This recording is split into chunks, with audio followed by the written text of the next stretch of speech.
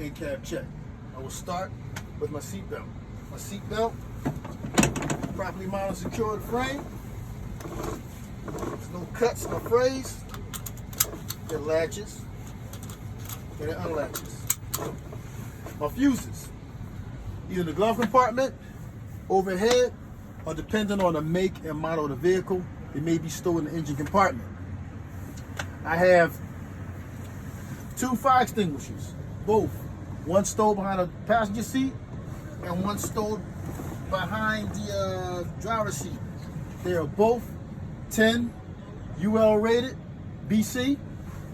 I have a red box that contains 3 reflective triangles. They don't appear to be cracked or broken. So that's the end of your FET, like they was telling me. I will now begin my safe start. Make sure the truck is in neutral. I will slowly depress the clutch. I will turn the key to the on position. My ABS light just came on. It works.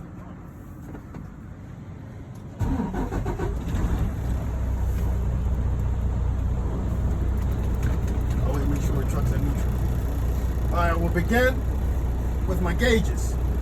My water temperature gauge, slowly rising, gradually rising to normal operating range. My oil pressure gauge, slowly rising to normal operating range. My voltmeter is at 14.3 volts. The alternator charging is charging properly. My primary, secondary air gauge are both rising. They're working properly. My left turn signal works. It is emitting green. My right turn signal works. It's emitting green. My hazards both work. They're both emitting at the same time. My high beams work. So the flashing green bulb light, they work. My air horn, that works. My city horn, that works.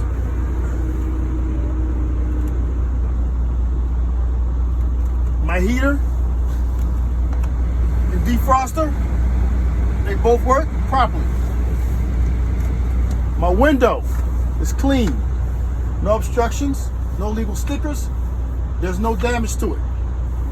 My fender mirrors, clean, not broken, no obstructions. They're properly aligned so I can see around the truck. My door mirrors, clean, no damage to it, properly aligned so I can see around the vehicle. My windshield wiper arms are properly mounted and secure. My windshield wipers are not cracked or frayed. They're working properly. And they have water in the reservoir. I will now proceed to do my tug test. First, I will start with my tractor tug test, which I will release the trailer brakes and leave the tractor brakes on, and I will gently tug against the tractor brakes. I will put the truck in the lowest possible gear, in this first gear. I will release my trailer brakes, leave on my tractor brakes, and I will gently tug against the tractor. My tractor has not moved, indicating that it's working properly. I will now do the same thing, but I will check my trailer brakes. I will apply my tractor brakes, release I will apply my trailer brakes, release my tractor brakes, and do the same thing for my trailer. I will put the gear in the first lowest gear again, and I will gently move forward and tug against my trailer. My trailer has not moved, indicating that the brakes are secure and that they work. In real time, I would check my service brake, which is my foot brake. I will go put the truck in the lowest possible gear and go 5 miles an hour, and the truck should not swing from left or right, or the steering wheel should not move from left or right. They'll let me know that my brakes are in proper adjustment. I will now perform my governor cutoff. First, to perform my governor cutoff, my PSI is approximately right now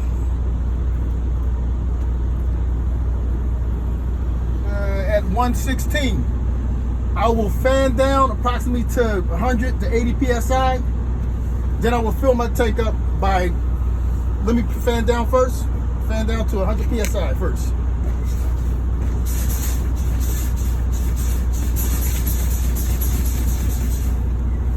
So, to fill my tanks up, I will rev my engine between 10 and 15 RPMs, at which time I should hear a sneeze that indicates that my tank is full.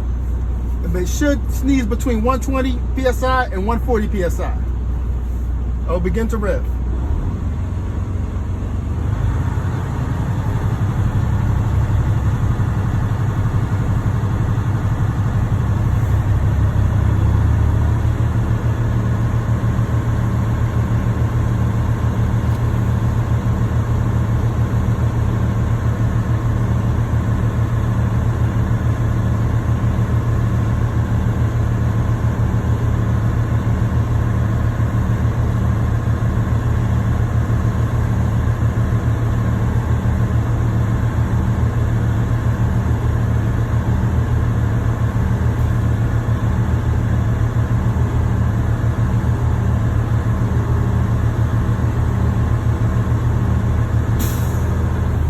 Tanks are full.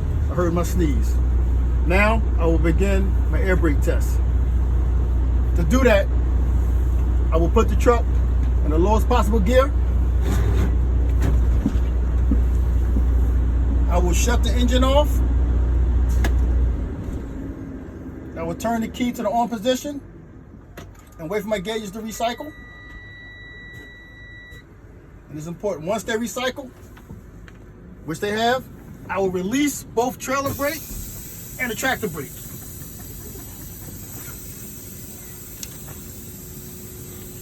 And wait for the initial drop. At this point in time, you can either get your watch set, because you'll do a countdown. Doing this applied test, which is the first part, what you want to do is you shouldn't lose no more than 4 psi in 1 minute. So what I'm going to do is once the initial drop drops, I will start my applied test.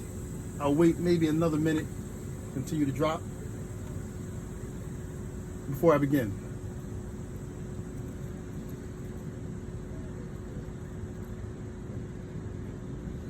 All right, at this time, I will start my applied test. My watch is set. I'll apply my foot on the brake for approximately 1 minute, and I shouldn't lose any more than 4 psi. I am now at 102 psi. I will begin.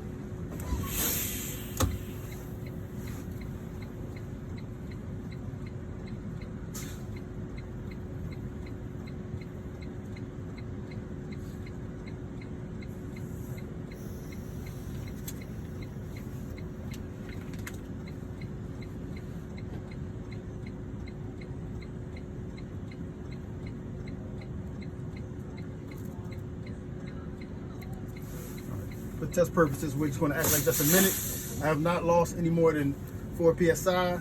I'm now at 89 psi.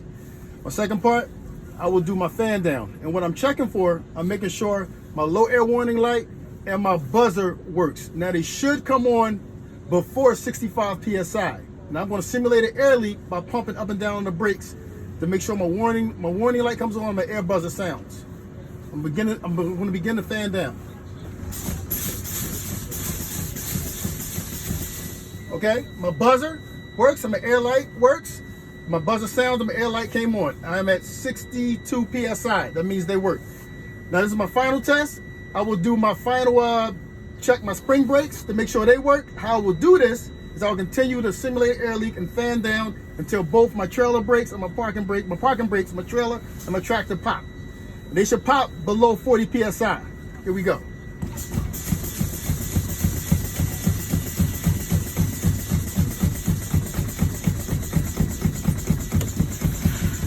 Okay, my brakes have popped up, my spring brakes work.